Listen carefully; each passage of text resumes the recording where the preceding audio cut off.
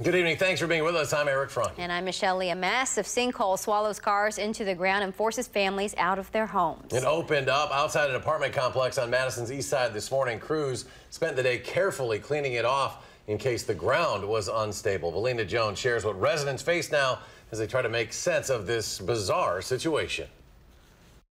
Crews are still working to try to clean up that mess from this morning's water main break. Right now, cars are being pulled out underneath the garage, still covered in a lot of sludge and a lot of damage from the water main break. And residents that we spoke to today said they were expecting to get back into their homes, but that likely won't happen until next week.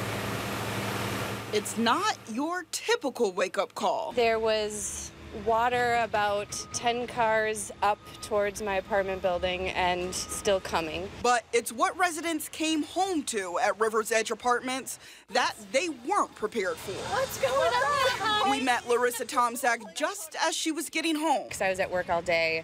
I just had no clue what I was going to be coming home to, so this is kind of a shock. A water main break under the parking lot pavement flooded the apartment's garages, leaving 2 apartment buildings evacuated, 3 cars submerged in a sinkhole, and an unknown amount of other damages. I was thinking maybe a night, which would be doable, but hearing that it might be 4 days, 5 days is kind of intense. I had no idea the damage would be that extensive.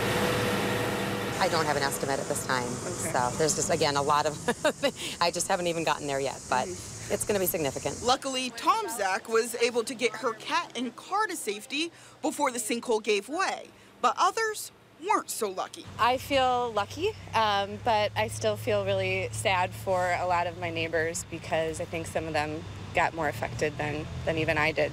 Around 250 people from the River Edge Apartments are going to be left without a home for at least some time until next week.